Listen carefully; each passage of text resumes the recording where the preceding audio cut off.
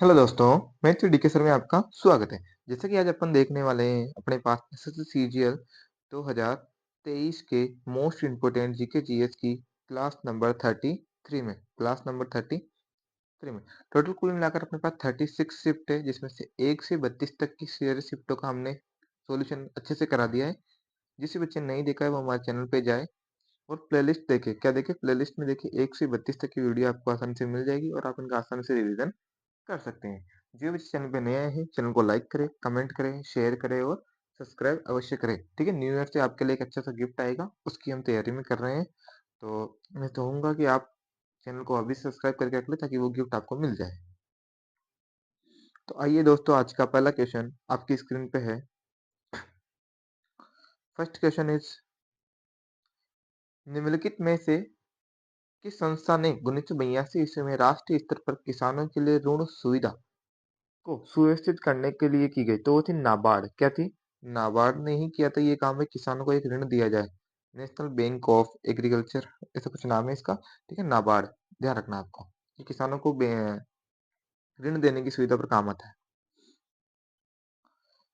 नवंबर 2022 निम्नलिखित में किस केंद्रीय मंत्रालय ने नई चेतना पहल बदलाव के शीर्ष के लिए लिंग आधारित भेदभाव के खिलाफ सामुदायिक नेतृत्व वाले 1 महीने का राष्ट्रीय अभियान शुरू किया था? उसका नाम था ग्रामीण विकास मंत्रालय। क्या नाम था?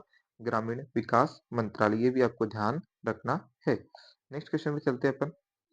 12 जनवरी 2023 को राष्ट्रीय युवा दिवस की या जिसमें विवेकानंद जयंती के रूप में माना जाता है, भारत सरकार ने 82 सर्वश्रेष्ठ कृषि उद्यमिता को पुरस्कार दिया गया था। क्या दिया गया? कृषि उद्यमितों, है ना? कृषि उद्यमियों को पुरस्कार दिया गया। टोटल कितने को? 82। कब दिया गया था भाई? 12 जनवरी 2023। 12 जनवरी 2023। और इस दिन क्या होता है?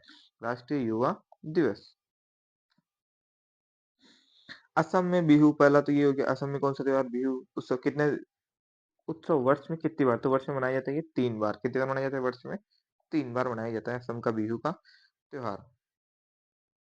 भारतीय संविधान का कौन सा अनुच्छेद शोषण के विरुद्ध अधिकार से संबंधित? शोषण के विरुद्ध व्याख्या है अनुच्छेद 23 में। कौन सा होता है? अनुच्छेद 23 में। 21 में आप सभी को पता ही है, प्राण और दैहिक स्वतंत्रता। क्या होती है? प्राण व दैहिक स्वतंत्रता। फिर है 20 में होता है आपके पास अपराधों में दोष सिद्धि के, है ना? अपराधों में दोष सिद्धि संबंधित।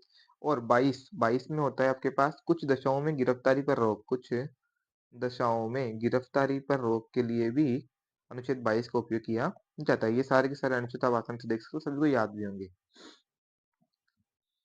Under statutory liquidity ratio commercial bank are required to keep a fractional in front of liquid state. ठीक है, मतलब बताया गया है किससे कुछ अपने व्यापार करना चाहिए। तो total demand and term deposit है, जितनी डिमांड होगी उतने ही अपन डिपॉजिट कर पाएंगे। ये वाला रेशियो काम में लिया जाता है। खाना पकाने के लिए किस विधि में भोजन को ऊष्मा के स्रोत धीरे धीरे गर्म किया जाता है और आग से संबंधित भोजन को स्थिति के आधार पर उच्च ताप वायु सेवन द्वारा पकाए? तो उससे बोलते हैं अपन स्पिट रोस्टिंग। क्या बोलते हैं? स्पिट रोस्टिंग बोलते हैं। Which of the following element is highly affected of making a permanent magnet? तो उसका नाम स्टील। क्या नाम होता है इसका? स्टील से अपन परमानेंट मैग्नेट बनाए जा सकते हैं। निम्नलिखित में से दिल्ली सल्तनत के अधीन दीवान ए इन विभाग की स्थापना किसने की? दीवान एक खास के लिए, है ना? दबीर एक खास के लिए, दबीर ए खास के लिए की गई थी। ये भी आपको ध्यान रखना है, दबीर ए खास। एंटोनी लोविजियन ने किस रासायनिक नामकरण के तरीके प्रकाशित किए जिनमें उन रासायनिक यौगिकों के नामकरण के नियम शामिल थे जो आज भी उपयोग में थे? तो कब किए गए थे? 1787 ईस्वी में। कब किए गए थे? 1787 ईस्वी में किए गए थे। निम्नलिखित में से शास्त्रीय नृत्य में कौन सा कथन समुद्र है? तो सितारा देवी, शश्मिता सेन और उर्मिला नागर। ये तीनों के तीनों मोस्ट इंपोर्टेंट कर लेना। यही का क्वेश्चन बार बार रिपीट होते हैं। नेक्स्ट क्वेश्चन, आध्यात्मिक सत्य की खोज के लिए गठित तत्वबोधिनी सभा की स्थापना किसने? सभी को पता है देवेंद्र नाथ ठाकुर ने की थी। किसने की थी? देवेंद्र नाथ ठाकुर ने, है ना? देवेंद्र नाथ ठाकुर ने तत्वबोधिनी सभा की स्थापना की थी। दीपिका पल्लिकल खालिस्तान से जुड़ी हुई, तो ये स्क्वैश से जुड़ी हुई है। किससे? स्क्वैश से, है ना? स्क्वैश से जुड़ी हुई दीपिका मालीवाल पल्लिकल। स्वतंत्र भारत में किस राज्य की पहली महिला राज्यपाल? तो उत्तर प्रदेश में दी गई थी सरोजिनी नायडू। क्या नाम था उसका? सरोजिनी नायडू। फर्स्ट राज्यपाल थी, ये आपको ध्यान रखना है, ठीक है?